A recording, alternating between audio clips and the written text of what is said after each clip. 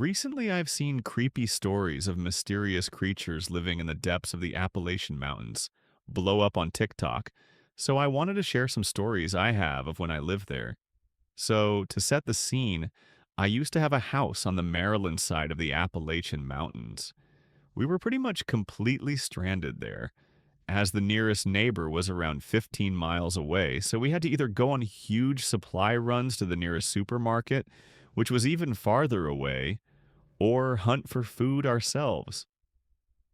Also, I forgot to mention, my mom always dreamt of going into a house or cabin in the deep woods. So we decided to live there for me and my sister's summer. Anyway, we alternated between hunting and going for supply runs. Now I'll start telling the stories. The first one is when me and my mom went for a hike through the woods and found an abandoned Wild West amusement park called Ghost Town, probably like 20 minutes into the hike. Once we got there, we got a weird feeling that I cannot physically describe with words, like it just somehow appeared in front of us. Then, probably no more than 15 minutes later, we found a huge abandoned hospital. We never knew it for the rest of our stay, but those two buildings were the Ghost Town Village located in North Carolina and the Trans-Allegheny Lunatic Asylum in West Virginia. We started in Maryland, somehow ended up in North Carolina, and then got to West Virginia and got back to Maryland in less than 2 hours. We stayed surrounded by woods the whole time, not crossing or seeing a single road. That was just the start of the weird shit that happened. The next story is when my mom took me and my sister to a supply run, and while we were driving, we saw a man with a thick jacket, glasses, a balaclava over his face, and a bicycle helmet trying to hitchhike with his thumb out. It was the middle of summer. Me and my sister told my mom to just keep driving, but she pulled over in the road and asked the guy, "Sir, are you okay?"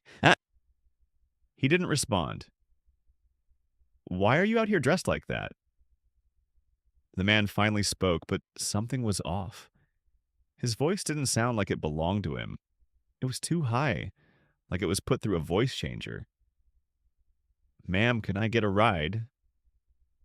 Completely disregarding my mom's question, I looked around him and noticed he had no bike, no car, no hiking stick, no backpack, no nothing. Just those clothes. I whispered to my mom to keep driving, and as soon as the man saw that she was trying to drive away, he let out an animalistic, inhuman scream and started to run towards us. My mom floored it to the nearest police station and reported the guy, but they never found him. On our way back to the house, we were on extreme edge, but nothing happened. Then, that night, I woke up to a tapping sound on my window, and woke up to the same man standing straight up with his hands on the glass. I lived on the second floor. Now, he didn't have his sunglasses on. He also didn't have his eyes. When I noticed it, it immediately fell, and when I looked out my window for it, I didn't see anything. No man, no creature, nothing. Like he just disappeared.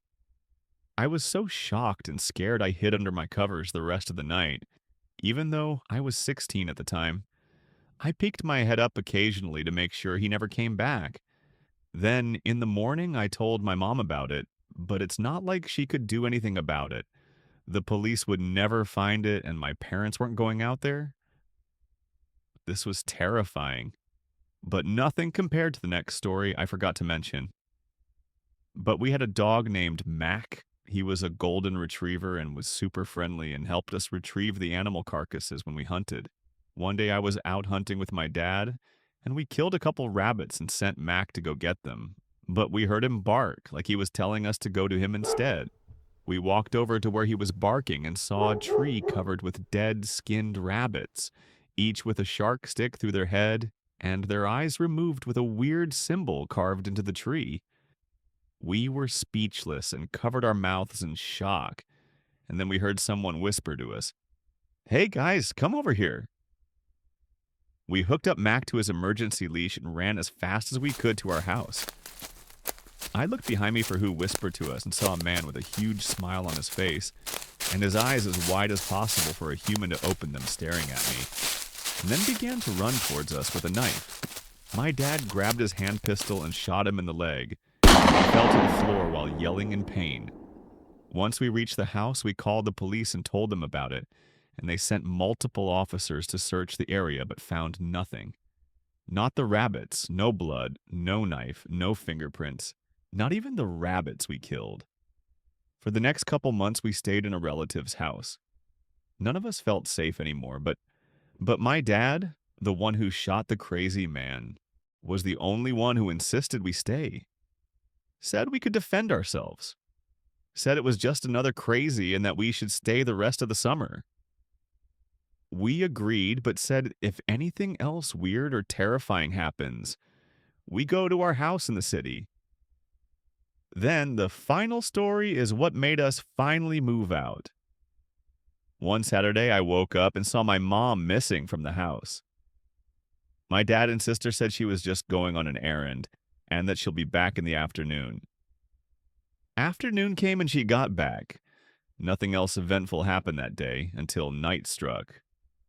We let Mac out. We just thought he was going to go to the bathroom and come back, but we heard him run away deep into the woods like he was chasing something. I don't know why we didn't chase after him even after our creepy encounters before this. When he got back, he wasn't energetic. He wasn't acting like him at all. He was mopey, sad, and acting really weird. Normally, we would have just assumed he saw something in the woods that made him upset, but after the previous events, we were on edge. Then when we all fell asleep, I woke up to footsteps coming up the stairs. I peeked out my door and saw Mac, standing up like a human, his fur gray, his arms longer than they should be, and his head twisted and upright. His walking wasn't right either. He would walk one step and his body would flop in the direction he stepped. He wasn't walking towards anything either, just roaming the hallway. My heart was beating out of my chest and I called my sister, and after calling her 4 times, she finally picked up. I don't remember anything I said to her, but what I do remember is sneaking behind the thing pretending to be Mac and met up with my sister. Luckily, the rest of my family slept downstairs, so once I met up with my sister, we were able to wake our parents without going past it. Logically, we stayed in the nearest hotel for the night. We had to go back and get our stuff, though, so we went back to the house and found it trashed. The food in the fridge was scattered all over the house, and once we got our stuff, we drove away. I looked back to the house and saw the man, the thing in the winter clothes, staring at me. It was the thing pretending to be Mac. We drove back to our city house and never stepped foot into woods again.